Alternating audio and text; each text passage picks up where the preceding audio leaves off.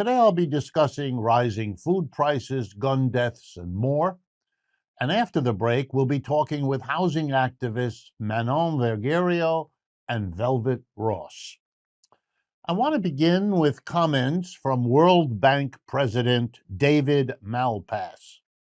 He says we may be seeing food prices rising 37%, and that will be devastating for the world's poor. He says it could push, and now I'm quoting, hundreds of millions into poverty, worsen nutrition, and force millions of children out of school. What's going on here? And he says, in an important aside, this is even worse in terms of its unfairness than the COVID epidemic was. Think about that. Let me explain. About 60% of the poorest countries in the world have already borrowed money to get through the pandemic, and they have to pay that money back. But of course, food prices come first because people have to eat to live. So as food prices go up, these countries, many of whom import parts of their food or all of it, import fuel and other items that have soared up in price. So whatever amount of scarce foreign exchange they have in their country has to go to pay for the food and the fuel without which daily life would come to an end. That leaves them with no money to pay back their debts, and that is going to cut their ability to function. They won't be able to pay their debts. If they try to pay their debts, it'll have to come out of the school budgets and road budgets and health budgets. You can see the kind of catastrophe that's unfolding here. But I want to analyze what the issue is here. The issue is not the war in Ukraine. Doesn't account for this. It's more the sanctions that have been imposed on Russia and Russia's allies that are disrupting global markets, including food and fuel markets, in ways that drive up prices. But maybe the most fundamental lesson to take from this is that the real culprit here is the market. Why? Well, if we have a shortage because of the war, because of the sanctions, even more, if we have a shortage of fuel and food, then the rational, humane way to deal with it is to have a mechanism to distribute it where it's most needed, to distribute it equally, fairly. Every one of us needs food and fuel. It's not something that we can divide up rationally or humanely any other way. But the market doesn't do that. Here's what happens in markets. The people who have the fuel and the food can take advantage of the scarcity to drive up the prices and make more money. And the vast majority of the people who don't have enough money can't afford to pay the higher prices for the food and the fuel. If the market runs the system, a few people become very wealthy when there's scarcity, and a large number of people are forced to do without. The reality is that the market distributes in a fundamentally unjust way and an inhumane way. The market is the problem here, not the scarcity. My next update has to do with something Karl Marx taught us about. Early on in the first volume of Capital, he has a long discussion of the length of the working day. And in that, he says, and remember this is written back in the middle of the 19th century, he says that in capitalism, there's an endless struggle between the employer and the employee. The employer wants the employee to work for the longest number of hours possible for the lowest pay that the employer can get away with giving out as a wage. The employer is always pressing down the wage or lengthening the working day or both. If you know something about the history of capitalism, everywhere in the world, it is always this. When it first comes to a country or a region, the working day is 14, 16 hours long. Struggle, usually lasting decades, is needed by working people to reduce the length of the working day down to what's the convention in the world today, 40 hours a week, 8 hours each of 5 days. But it took a long time to get it down to that. But the struggle never stops. That was Marx's point. And so here's what happened. Very quickly, employers responded, okay, if the working day is 8 hours, let me tell you, John, the employee, we need you to stick around for an extra half hour. And believe me, you better do as we ask you to. Otherwise, we might have to let you go for somebody who won't object if we tell them, hey, we need you today or maybe even tomorrow for an extra half hour or an extra hour or something. Well, to make a long story short, that was done until workers pushed back. And in the Great Depression, in 1938 to be precise, they passed the Fair Labor Standards Act under President Roosevelt. And that specified something interesting. You cannot make a worker work beyond 40 hours. And if you can get the worker to agree to work beyond 40 hours, you must pay that worker time and a half, 50% more for every hour after 40 compared to whatever the going rate is for the first 40. And that had a lot to do with creating the so-called middle class in the United States in the aftermath of the Great Depression. Workers who were required to work longer had to be paid time and a half. And there were two ideas behind that. Not only do you pay workers more if you ask more of them, but there's a bit of a penalty for the employer, right? If you're going to hire a worker and make him or her work beyond 40, you're going to pay 50% more than if you don't do that and hire another worker. In other words, time and a half doesn't only help the worker who does overtime, but it creates more jobs as employers prefer often to hire someone at regular pay rather than make someone work overtime at regular pay plus 50%. But then, of course, the employers never gave up, just like Marx told us. So starting already in the post-war period, they began to say, well, there should be some exemptions. Some workers do specialized work, administrative work, executive work, professional work, and they shouldn't be, because we need them extra. And this was one. The business community got together, bought enough Republicans and Democrats, mostly for sale most of the time, and got the law changed to the point where today, more than half of full-time workers in this country work more than 40 hours and don't get paid, most of them, time and a half, because they use the exemptions as they've been worked out over the years.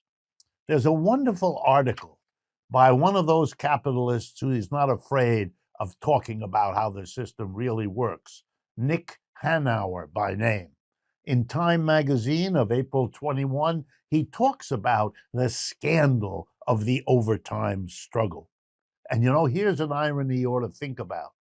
The Department of Labor could change the rules. It's only a matter of the rules. You don't need the Congress, you don't need the Senate. Mr. Biden could tomorrow reinstate time and a half for everybody over 40, no matter what work he or she does.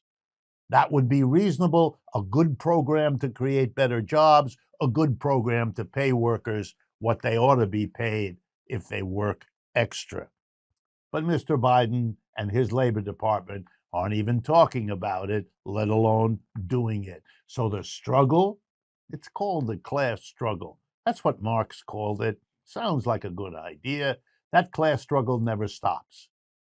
Pay as little as possible, get as many hours out of those workers as you can squeeze.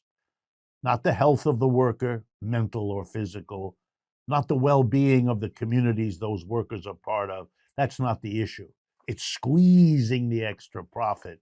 That's the name of the game. That's how the system works. I was struck by a gun statistic. You know, we get them from time to time, but every now and then they jump, and I have to talk to you about it. The latest year for which we have complete statistics, 2020. Here were the number of people who died from gun violence. 45,222. That's the federal government count. The overwhelming bulk of those were homicides, not suicides. Among young people between the ages of 1 and 19, more now die from guns than from automobile accidents, which used to be the number one. In fact, I want to tell you about the number 1, 2, and 3 killers of young people in the United States between 1 and 19 years of age. Number 1, guns. Number 2, automobiles. Number 3, opioid overdoses. And I want to drive a point home with you. Every one of those is preventable. We could do much more to prevent opioid overdoses, right? By controlling the pharmaceutical companies whose profits drove the distribution of these kinds of painkillers on a scale that the whole world looks at with shock and awe. Just like profit drives our transportation system. So instead of having first class buses and trolleys and jitneys to move people around, we have the private automobile that's much more profitable. That's why we're replacing diesel and oil-driven private vehicles with electric private vehicles. What we need, for example, to save the lives of our young people is a quality public transportation system. But we don't get it because profit-making auto companies prevent it. And now guns. And why are they everywhere? Because the gun industry, with their well-paid ally, the NRA, are constantly doing whatever is necessary to block and prevent a restricted availability of the number one killer of young people in our society. Again, the problem isn't the gun or the opioid drug or the automobile even, but it's a profit-driven system that imposes on us something we should never have allowed in the first place. We've come to the end of the first part of today's show. And as we at Democracy at Work continue celebrating our 10th anniversary, we want to help move closer to a more equitable and democratic world. I want to invite and encourage all of you to explore the variety of other shows, podcasts, and books we produce, like Cities After, a show about the future of cities hosted by Miguel Robles Duran, whose aim is to spark civic imagination into action. You can find his show and others, as well as how to get involved with all of the work we do by going to our website, democracyatwork.info. And of course, we couldn't do all of this without your support and encouragement, which we appreciate greatly. Please stay with us. We'll be right back. I am both proud and pleased to bring to our microphones and our cameras two remarkable housing activists. Housing is a fundamental right of human beings, and it is a right under attack and in danger in our society, as are so many other fundamental rights. And these two people are fighting in a way that all of us should applaud. The first is Manon Vergerio. She is an organizer and researcher on housing issues in New York, San Francisco, and Paris, her hometown. In her view, victims of urban injustice are expert problem solvers equipped to imagine and design creative solutions. Alongside, someone who works with her and who has been busy on her own right is Fannie Lou Diane. She's an activist, artist, women's historian, and writer. She has an MA from Sarah Lawrence College in Women's History and a BA from Brooklyn College in Communications. Evicted and homeless, she became committed to fighting housing discrimination and poverty. This brought her a leadership position in New York City and New York State social movements. So first of all, to both of you, welcome to Economic Update. Thank you for having us. Thank you so much. Well, you're doing all of us a service and a favor. Let me begin with either of you to start. Tell us what you think, in your experience, is the problem of homelessness or the condition of the homeless in this country at this time. Well, I think it's important to start with some numbers. So today there are over 500,000 Americans who are unhoused. And I think far too often people think of homelessness as, oh, that's that person's problem. Like they must have had some sort of issue, been an addict or something. But when we look at the numbers, it's really clear that homelessness is a structural problem. It's a product of our housing crisis. So it makes sense that, in cities where real estate is really expensive, like New York City, Los Angeles, San Francisco, staggering numbers of folks who cannot find a home today. Since we're in New York, I also want to talk a little bit about the context here. New York City is very particular because we have a right to shelter. The right to shelter was won through a class action lawsuit at the end of the 70s that was led by a group of unhoused men. And while it's really powerful, it also means that sometimes it invisibilizes or misrepresents homelessness, because folks usually think of homelessness as only street homelessness, and we don't really think about the 50,000 people that are in the New York City shelter system. And many of these are families, kids, and then when you add to that folks who are, who've been evicted and are living doubled up with family or doubled up, living in their cars, the numbers are actually super undercounted. And then one last thing, to note about kind of the current state of homelessness in New York City is that because the city has a mandate to provide shelter to its population, there's this whole ecosystem of organizations, private companies that build and operate shelters, and it's in their interest to keep the shelters full. And that's what many homeless leaders and advocates call the shelter industrial complex. Mm-hmm. And just to add on to what Manon said, we have to also realize that, like she said, New York is very specific in terms of how it houses its homelessness, but that's only New York City and not New York State and the rest of the country. And so prior to the pandemic, we were already on the brink of a homeless crisis. HUD states that 580,000 people in the United States were homeless. And already in New York City, we were already having a burden of costs in terms of housing, because 30% of people pay at least 50% of their paycheck towards their housing costs. And so it doesn't leave much for many people to have anything more. And then with the sheltering in during COVID, it exacerbated those rates, leading many people to become homeless, especially those who were single. During COVID, we saw the most amount of single people homeless, 92,000 single people who were homeless. Fortunately, during that time when people were mandated to stay in the house, there were some programs that were able to save some families, but not all families were eligible for many of the vouchers that the state and federal government were able to give them. So this crisis was prior to before COVID, but also is being exacerbated more now with the lack of affordability and the lack of options for affordable housing. There was a terrible irony that was noted, that we were telling people during the pandemic and even to the present, wash your hands all the time, stay indoors, and the mockery of the homelessness, telling them that the only way to be safe was to do something they obviously couldn't do, was a kind of torture that struck many of us watching. I want to get to the sort of deeper issue. housing has been a problem. You can find people talking about homelessness in the 18th century, the 19th century, the 20th century. Here we are in the 21st century. What in the world is going? Why is this problem not solved? Why are we in this situation? And I turn to you because I know you've done research as well as been activists.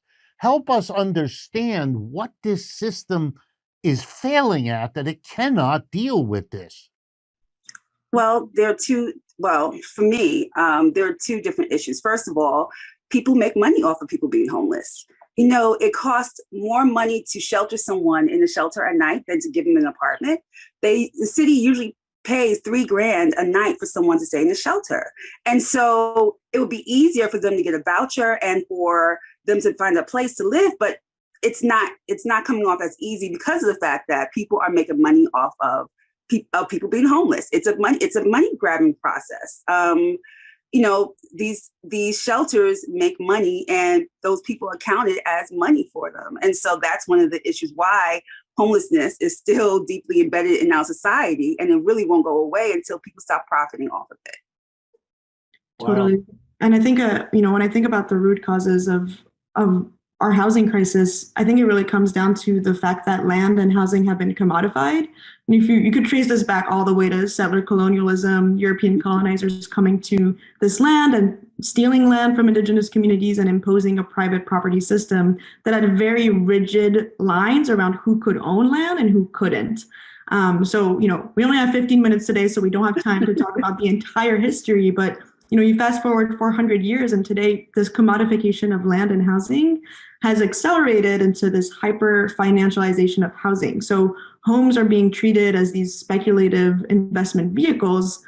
So now we have, private equity firms like Blackstone that own hundreds of thousands of housing units across the globe, and they're accountable to their shareholders, right? They're not accountable to their tenants. Their priority isn't the safety and well-being of their tenants. It's profit margins. So they'll do anything they can to really drive up rents, to optimize their portfolios.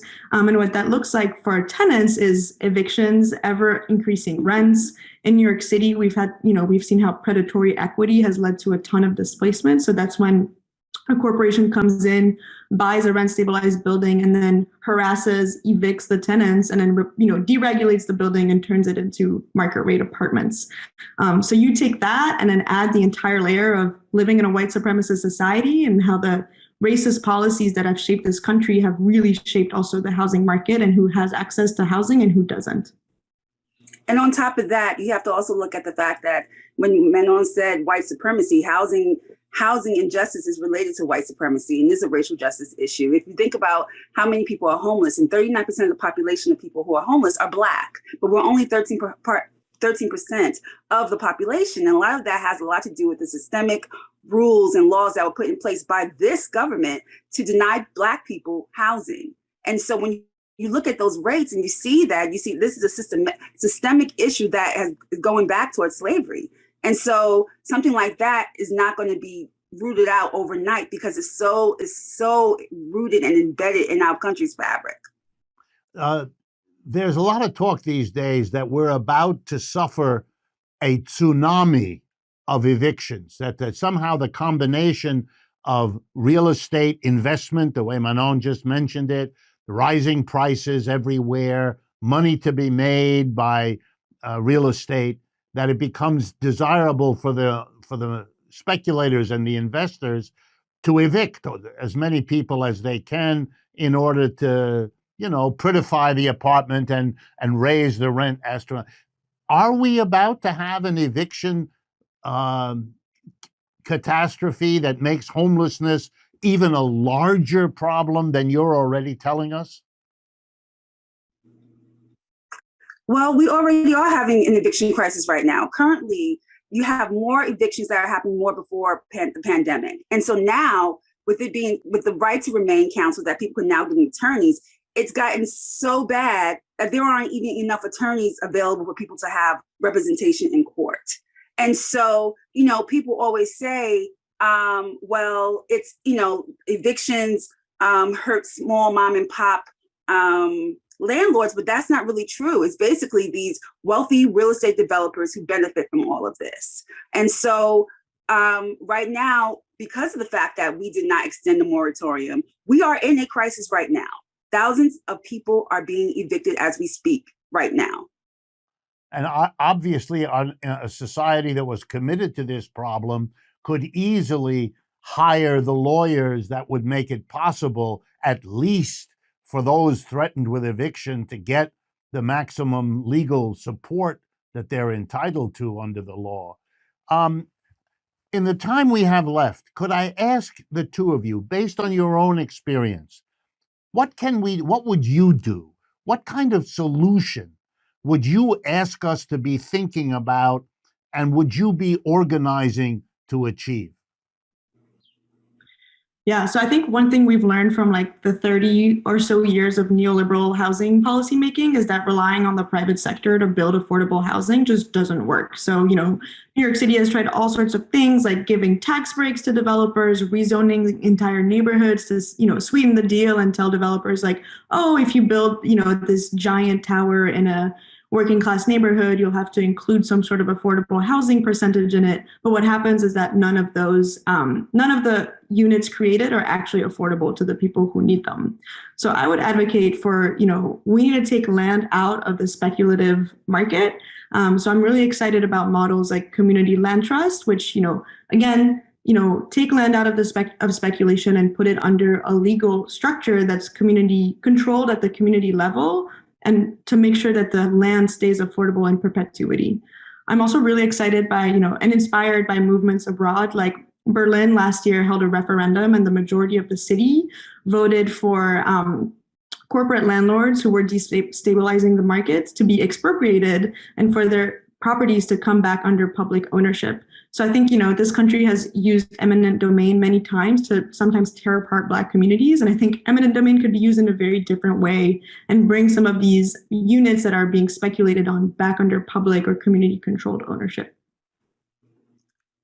And I will add on to that, what we're doing at Unlock is we're also trying to stem the tide of people who are being discriminated for having vouchers. That's one part of the work that we are doing to kind of stem the tide here in New York City. Also in New York State, with Housing Justice for All, we are looking to get past good cause evictions, which would benefit 1.6 million renters household in New York State from being evicted for retaliating against their landlord for different conditions that are really bad. Another thing is extending right to counsel, not just in New York City, but also to the rest of the state. So the rest of the state can have someone represent them in court. And a lot of times they find that those who are evicted usually don't have representation in court. And so those are some of the things that we are working on. They're small, but they will have a larger context and be beneficial to generations after to come. I apologize that we only have the time that we did, but you have enlightened us in enormously important ways about a problem that is about to get worse and that is already a kind of blot on this system. So more power to you. Thank you for the work that you do, and thank you for the time you've given to share what you have to say. Thank you so much for having us today. Thank you for having us. You're very welcome. And to my own audience, thank you very much for joining us today, and I look forward, as always, to speaking with you again.